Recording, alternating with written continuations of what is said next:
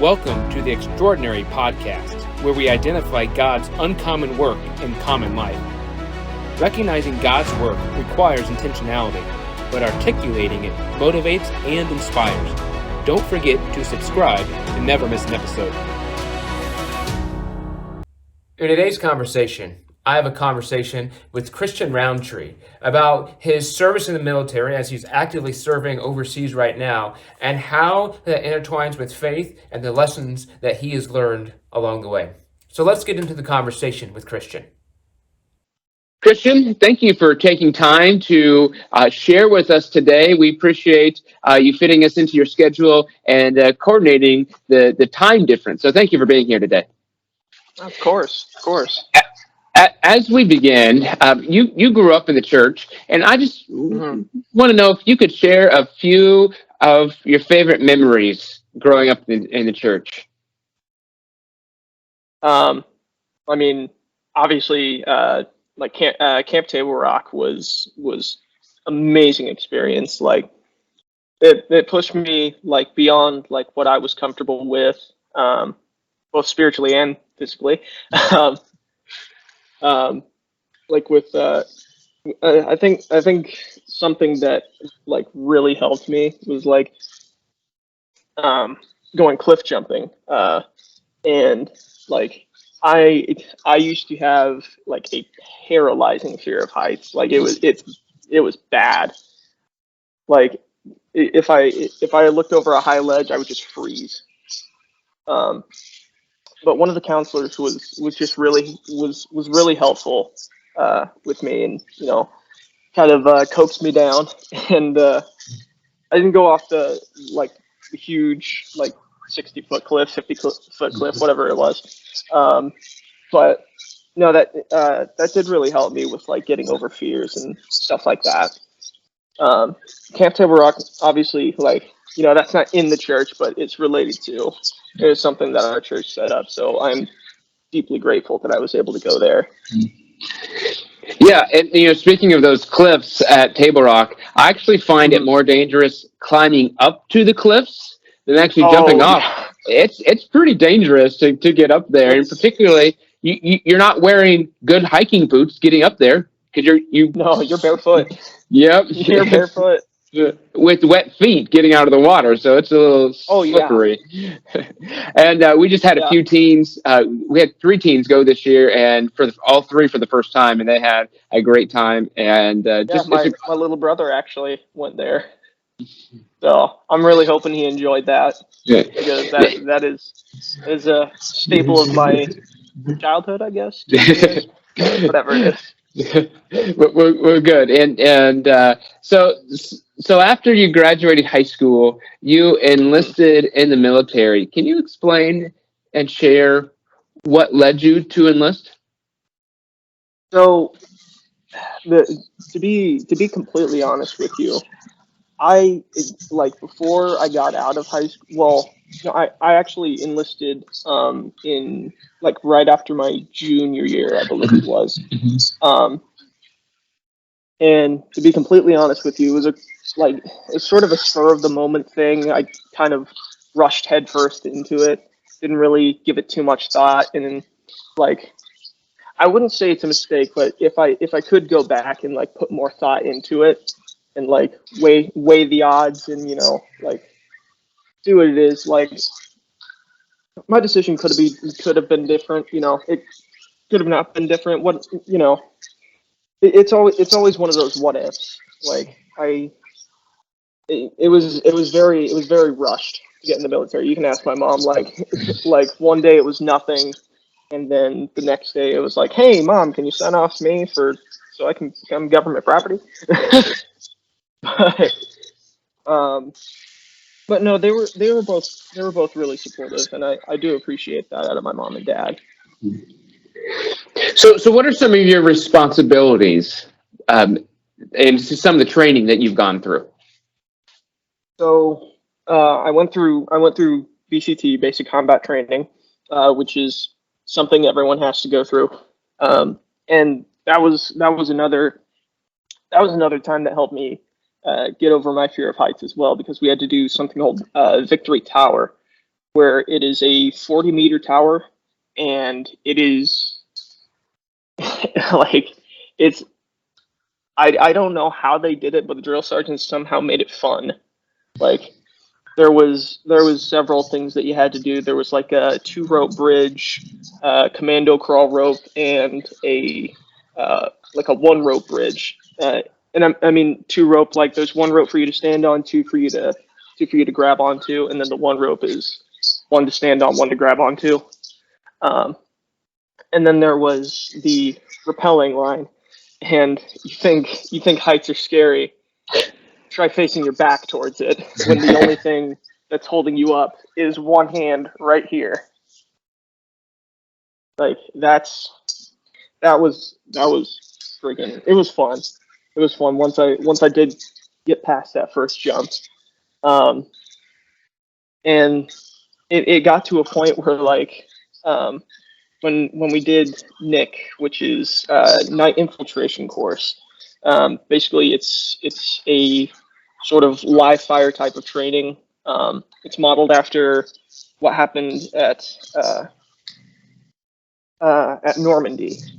So basically, you're crawling in sand under live fire and full battle gear, and you're just crawling under these bullets that are sailing literally like maybe 6 feet above your head, 5 feet above your head, and you're crawling under barbed wire. There's simulated mortars going off.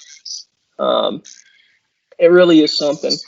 And then once I got to AIT, that's when I learned my job as to how to be a cook, which, to be completely honest, is not what I'm doing over here. But um, so if I'm back at home, um, if I'm back at like home base in Davenport, my responsibilities include like I have it really easy there, to be completely honest. I have it really easy.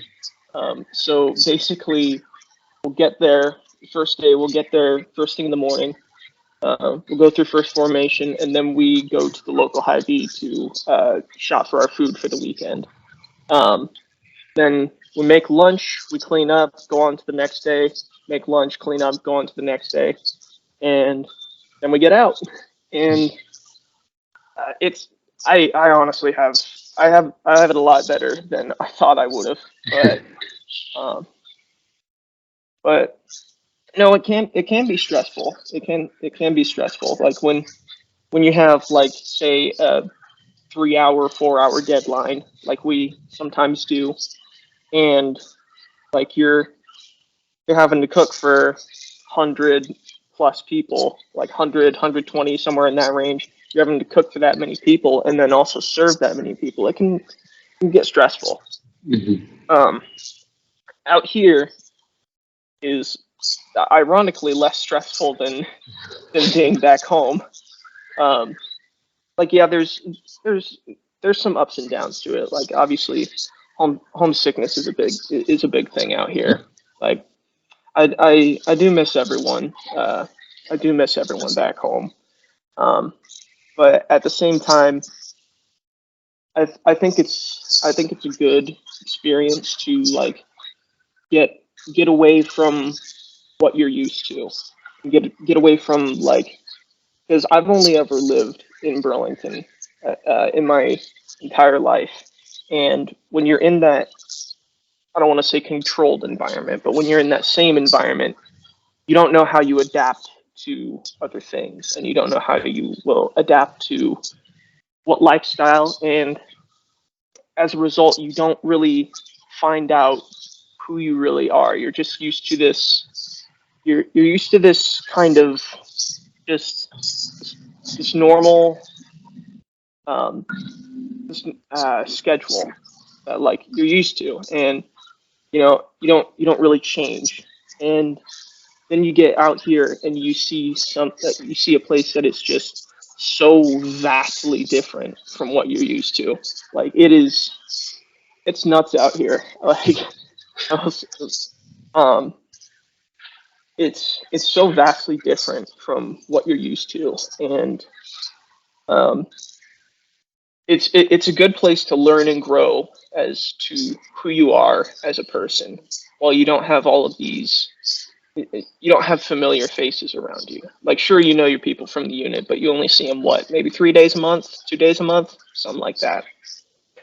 And you're just all around these faces, and it's just like, wow, it's like, wow, I didn't know you 3 months ago, and now we're like best friends. So, but no, I do think like I would encourage people to go to a place that is extremely like vastly different from what you're used to, and like obviously you're not going to be staying there for as long as I am, but just putting yourself in a situation where you've never been there before, you don't know how you're going to react, you don't know, what's in store for you every day, and just see how you react to it and see what you really want out of life.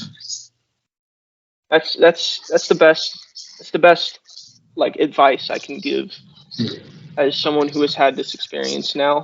Like, let's say you have like younger viewers who are listening to this.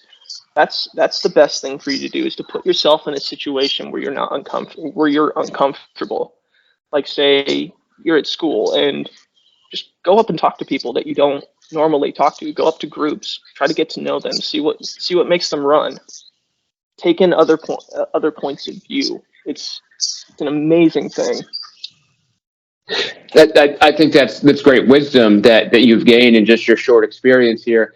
And I would say don't limit it just to those who are younger. You're Right. 21, and I'm 21. Yes. yeah. So anyone older than you will be like, well, yeah, that's what you should be doing. But even when you get older, you still need to stretch yourself, because several of the things you've Exactly. talked about was jumping off the cliff, of going through the training with the bullets over your head, of going to a place that's vastly different. Like, we need to continually stretch ourselves to live the fullest life that we can. But also, I think there's some faith components to that are beneficial as well.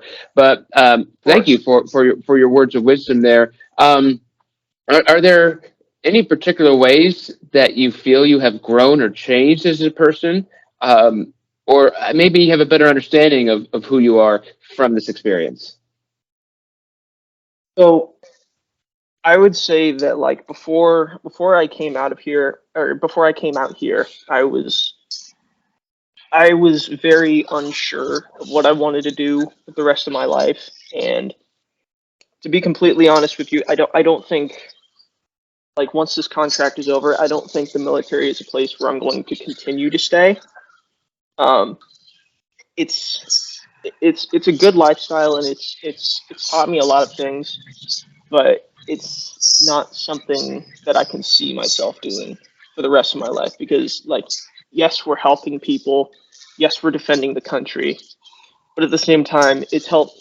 Like, being out here has helped me realize that my main goal. I don't know, like, what this will, like, evolve into, but I definitely, like, for the rest of my life, I want to help people. I just sincerely want to help people, because you'll see, like, even out here, you'll see these people that are like, you'll see them, and it's just like, at first you're thinking, oh, we're so vastly different. There's a language barrier. There's no way that we're ever going to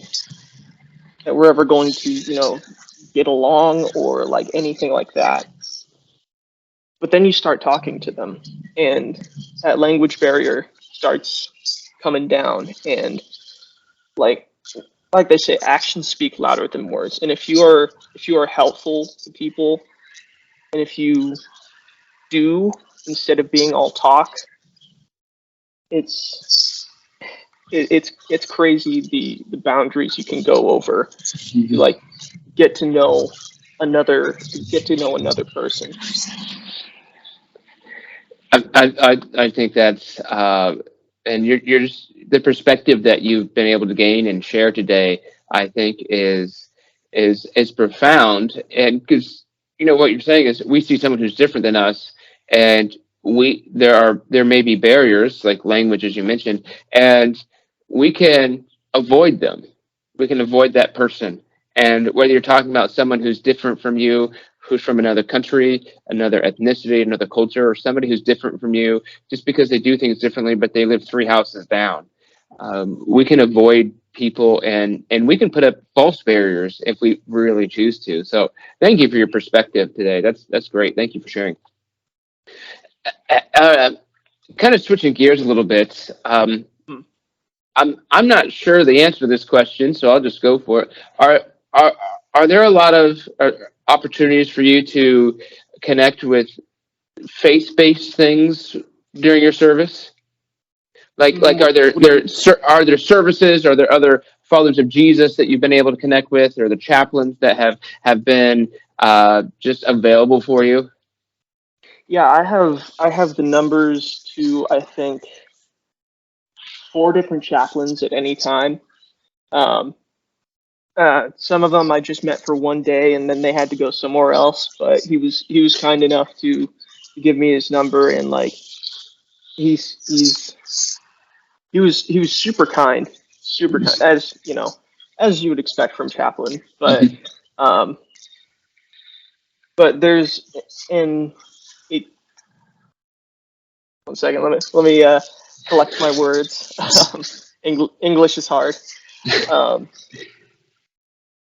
it goes for these chaplains. It goes so much beyond even just the faith. Like they're reaching out. It doesn't matter what religion they're affiliated with.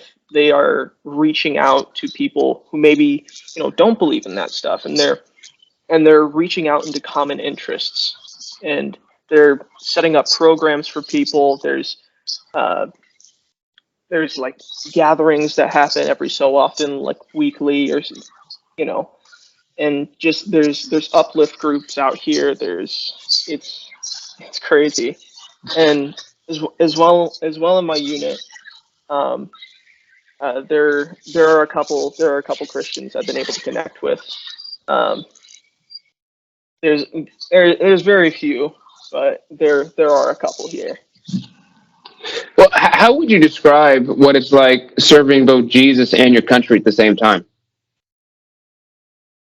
It can be conflicting, right? Because you'll say you get like say someone gets like upset with you, and someone starts like yelling and screaming, the army way. And it's in this environment, it is very easy to snap back and to respond with anger. And it's very easy to like someone say like yells at you, insults you, and just like, oh, I don't know why you're talking, you're this and that, and all that. It is hard to live that lifestyle out here, especially when you don't have very many people you can Mhm. connect with out here. Because you know the Bible says like one cannot survive on their own. That's why Jesus left the 99 to went and looked for that lost sheep. It's it's very hard, even if there's only say like 4 or 5 of you. You can make each other strong, and but if you're not around those people on a daily basis, it does get kind of hard. They like when someone gets angry at you or something like that. When you mess up, you're getting yelled at. It can be really easy to like snap back, yell back, anything like that. But it's definitely interesting, I will say, and it's challenging.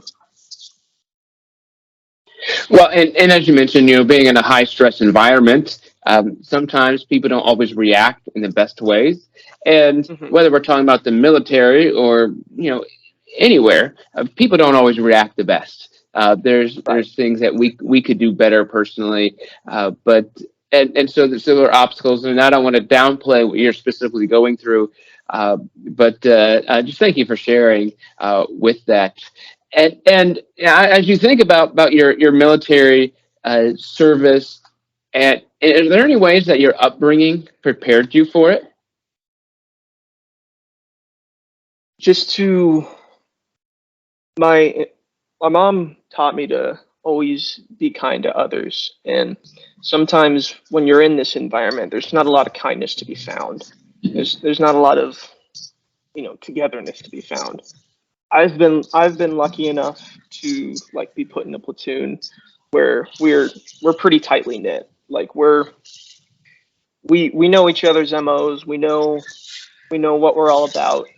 So and there's some really healthy boundaries in our platoon, and I do think my mom and dad's teachings did play into that and the environment that I grew up.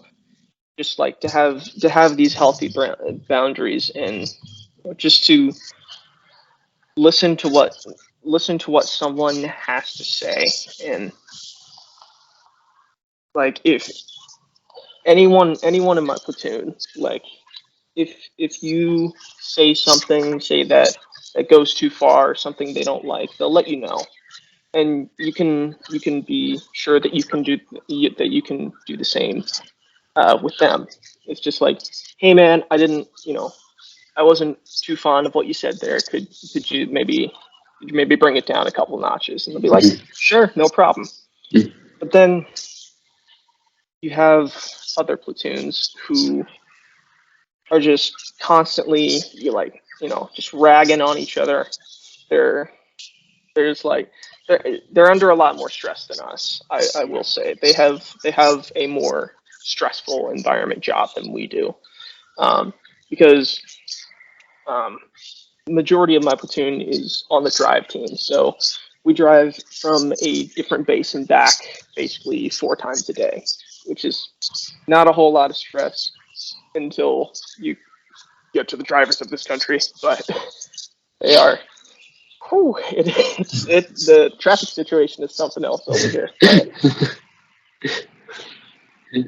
Just like one lane is now two. Friggin' you got 3 people within 3 inches of your bumpers. It's just not fun. Do you do a lot of the driving? So we do it 5 days a week, and when you're on shift with person, you'll usually do 2 trips each. So that's Okay. about 4 hours of driving Oh, for 5 days a week. So it's not too bad. yeah. Well, that is interesting. The difference in driving etiquette from one country to another. Yeah. Ah, man, So, I thought oh, yeah. I thought Indiana drivers were bad, and then I came here. Well, We say in the United States, just like, oh, these drivers are taking the speed limit as a suggestion. It is non-existent out here. There is no speed limit.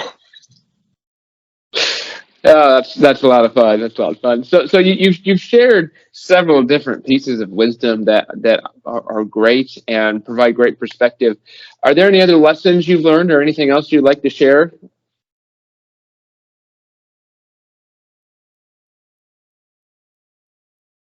I just wanted to make sure that you had an open-ended question if there was something that we missed in our conversation. Right. Um, more than anything, I would say, just not that this is not already driven into our heads since we were children, but don't just be nice to people. Be kind to them, because you don't know what they're struggling with. You don't know what they got going on back home. You don't know what they've been through, where they came from. Especially if it's a complete stranger, just treat them with kindness and treat them with the respect that they deserve, because they're human too. Like you know, um, like Jesus says, love your neighbor as yourself, and it's kindness is just such a powerful tool that you can use, and you can reach out and something even like you think is small, like can really change someone's perception of you and can really leave a good lasting impression. So it I don't subscribe to the thing of, oh, I heard this and this and this and this about this person, so I automatically don't like them when I meet them. It's just like I'm gonna get my own, you know, personal opinion of them. I'm gonna get my first impression off of them, and I'm gonna give my first impression to them. And you know, no matter what you may have heard about someone, it's always good to give respect, because you don't know if what you've heard about this person is true or false, and if it is false and you go up to them and you're treating them with all sorts of disrespect, that's not a good way to live. Yeah. Yeah. Well, that's great. That's some important ways to live, and don't assume what you've heard about the other person is true, and be kind. So thank you for sharing. And as we end, are there any ways that people can specifically support and encourage you? I mean, I've gotten a couple letters out here, and those are great. Um, but just keep supporting me from back home. Just keep me in your thoughts, and I'll be home before you know it. Well, thank you for your service to our country, and thank you for sharing with us. Yeah, and thank you for sharing with us today. We appreciate it, and we look forward to you being home real soon. So, thank you, Christian. Thank you for joining us for this podcast. Be on the lookout for how God does uncommon work in common life, and please subscribe to never miss an episode.